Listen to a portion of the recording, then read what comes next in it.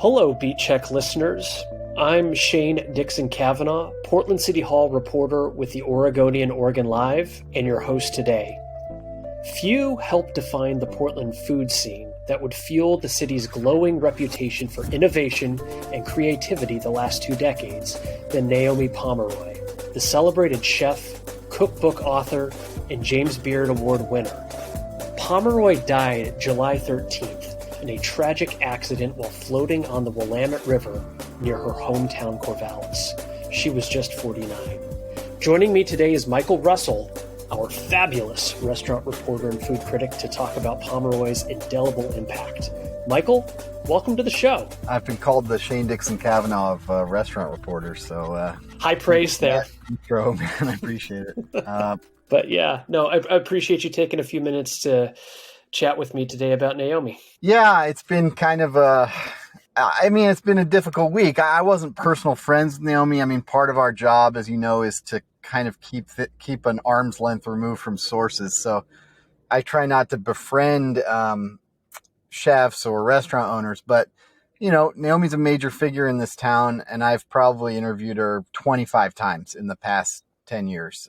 And that kind of ramped up during the pandemic when she shifted from running a restaurant, Beast, which was one of the best known restaurants in Portland, to shifting to more of an advocacy role around, you know, trying to drum up funds for independent restaurants that were shuttered during the pandemic, and then sort of like spinning that out as it went. And I interviewed her maybe a half dozen times in that role just in the past few years. Mm-hmm. So while I wasn't close personal friends with her, when I heard about her death sort of obliquely Sunday night, and then the text started flooding in Monday morning, that it kind of hit me. I mean, not just knowing her personally, but, you know, being a fan of a good river float, as I'm sure you are. Any longtime Oregonian has probably either been invited on one or done a river float. And you try not to think about the dangers until something like this happens. And and of course, that's a pretty chilling aspect of all this as well. Absolutely. So Naomi Pomeroy was once dubbed a cooking world star by the New Yorker magazine. Those mourning her death have called her a titan of Portland food. And even former Pok Pok chef Andy Rickers said last week that she, that is Naomi, reinvented the Portland restaurant scene and launched a movement whose reverberations were felt around the world. Michael, how would you describe her? And what made her and her restaurants stand out? I felt like Andy was writing that memorial with Naomi in mind. I think she really would have appreciated that. And I don't know that the Ripe Restaurant Group, which was her first, major foray, or Beast, I don't know if they changed the world per se, but I do think there was a time in America in the sort of middle of the 2000s when a lot of places were looking to Portland for some sense of authenticity or cool. Sometimes I'd read about things that were happening in Brooklyn in 2008, 2009, and I'd be like, yeah, we've kind of been doing that in Portland for a few years already, guys. Whether it's like, I don't know, pickling or mustaches or whatever, stereotypes. But at the very heart of that in Portland, we're just a handful of people, and I don't know how many were more important than Naomi. I mean, Andy Ricker himself comes to mind. Gabriel Rucker, who worked with Naomi at Gotham Building Tavern, comes to mind. A few other people. But, I mean, Naomi was a superstar in the culinary world, and she was our own Oregonian. So, what Andy said was maybe a bit of exaggeration, but, I see where he's coming from, and he's not totally wrong. And what was she best known for within the culinary scene in Portland and beyond? Well, I always associated her with like being able to create a scene, like a scene maker. Her ability to create these spaces where, originally we're talking about Family Supper, which was her basically what we think of as a pop-up today, but she was cooking dinners in her own home. And I've gotten texts from people who ate at those dinners that they predate my time in Portland, but it's like they were at Woodstock or something. They got on a waiting list, and they got the email, you're in. And it's like I was there at the beginning. And at Beast, she was able to create this just very cool restaurant. And, in my mind, I think it was like under 30 seats, maybe 26, 28, something like that. Communal tables, vintage plates, things like that, you know, the idea of what was a Portland restaurant at that time, I think it was probably the vanguard was places like Paley's Place was open, Wildwood, Higgins, maybe Zephyro was closing at this time. And like, even those were groundbreaking restaurants for their time. But I think the places that Naomi was opening were kind of even more radical in terms of like reimagining what a restaurant could be. In a way that, people like David Chang in New York ended up, exploding it even further. But I think her partner back then, Michael Hebb, had this manifesto called Kill the Restaurant.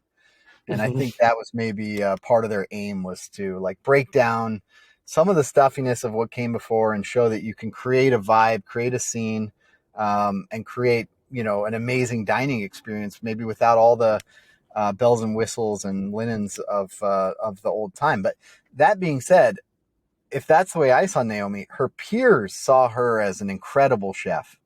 And obviously her super fans, of which there are many, also felt that way. And I've spoken with plenty of chefs who worked with her over the past few days, and they were in awe of her ability to source great ingredients. She was uncompromising on that. And her ability to make beautiful food. And I've heard her described by a couple of people as kind of a savant when it came to like combining flavors and ingredients. That she just, as she said herself, a self-taught cook, she just had a pretty innate ability to figure out what things would go well together. And, I think she was just like a great talent at many different things. So me thinking of her as a scene maker may actually be, that was certainly part of it, but I think there might have been a lot more to it than that. So early supper clubs, followed by pop-ups. Beast, probably her best known and most celebrated restaurant in Portland, but certainly not her only one. What just remind our listeners, what have been some of the other places or locations that she had a hand in? Yeah. And that's an important thing to think about, because we're talking about someone who had 3 or 4 acts in their life. And, the pop-ups at her home, those family suppers, were eventually led to a trio of restaurants that she opened with Michael Hebb. At the time they combined their names, they were called the Hebberoys.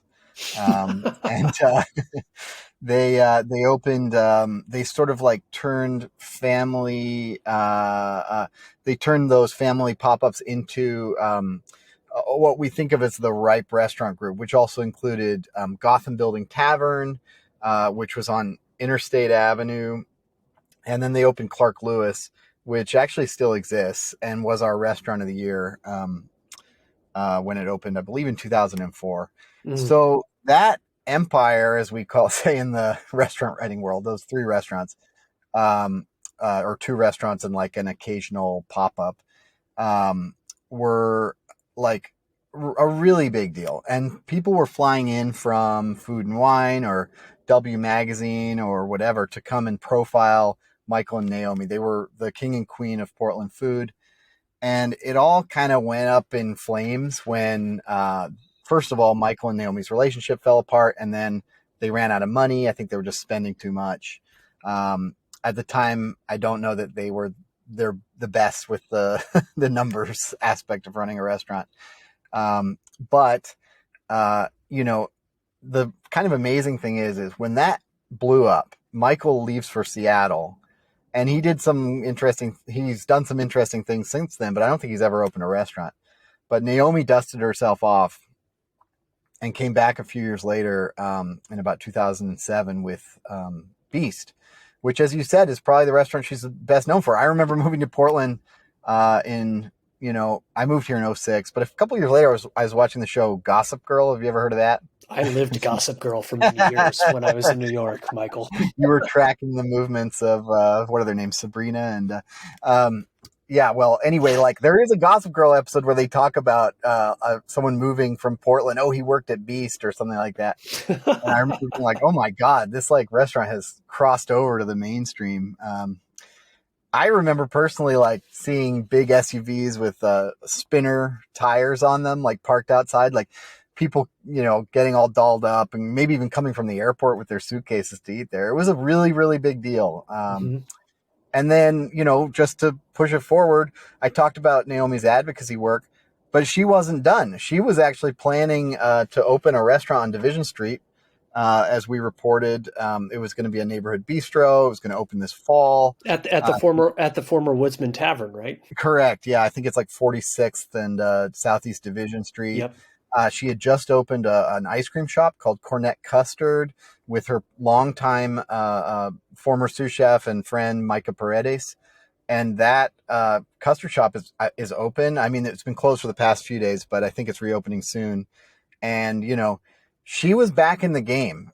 She wasn't just like taking on a laureate position for Portland food. And she certainly had the right to do that.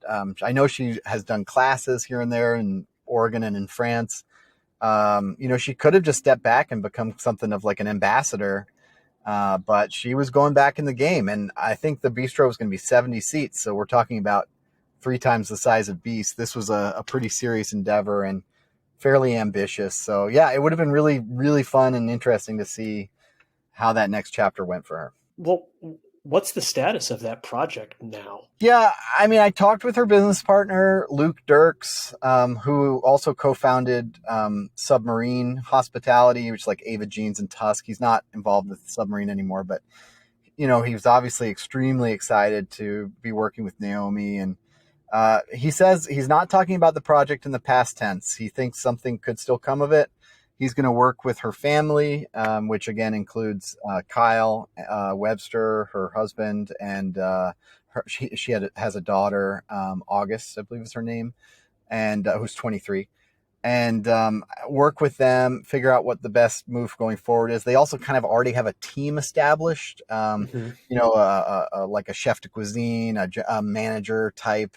So, there's people already who are going to be impacted by this death, beyond obviously the tragedy for her family and friends. But, I think they're going to try to make something happen going forward. But at this point, it's just too early to tell. And if you could, Michael, spend a moment or so, would you be able to walk us through what exactly happened on the Willamette, July 13th? What do we know at this time about this tragic accident that occurred? Yeah.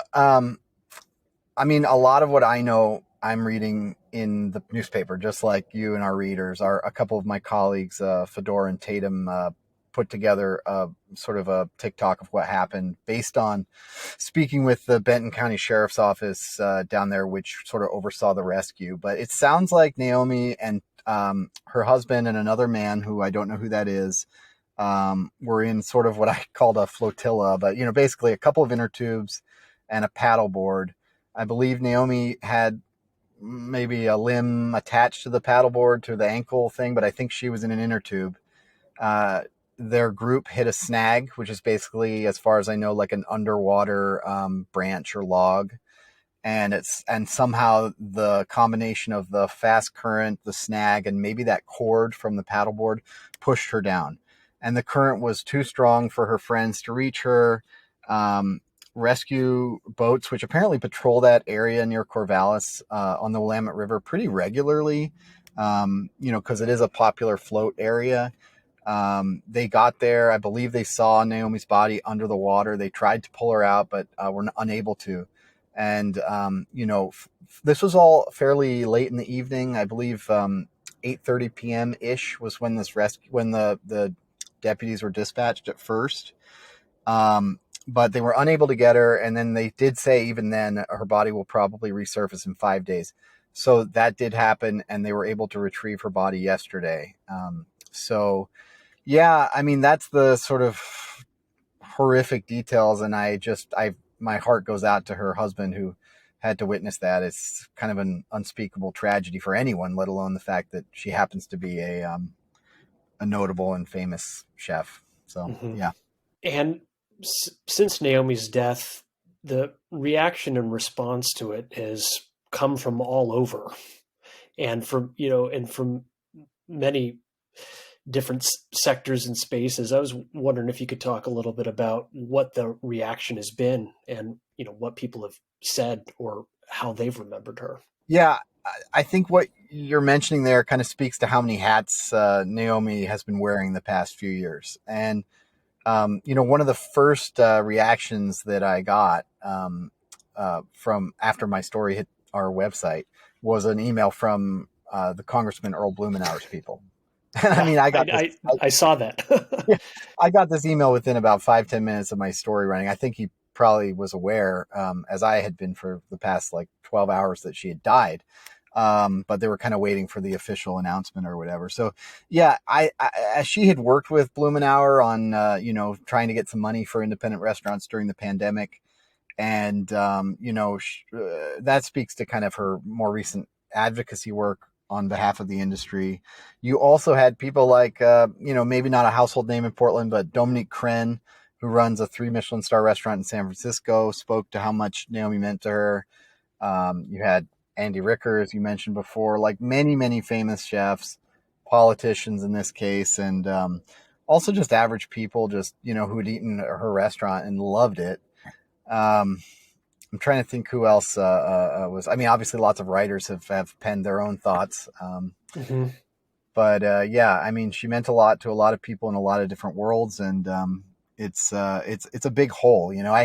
It's funny. It's like I keep thinking as I walk around, like who should I call and talk to about what happened, how crazy it is, and Naomi pops into my mind. It's like someone I'd like to call and talk to about it.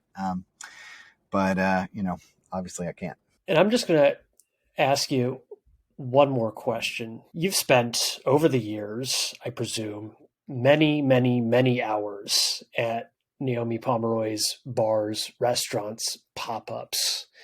And I'm wondering, do you have one evening or dining experience that really stands out in your mind?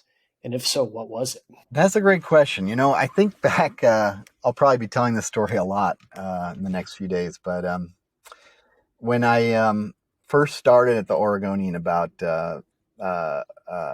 started at the Oregonian a while ago, but when I first started on the restaurant beat, 2011, one of my first jobs was to go and write our restaurant guide, like blurb about Beast.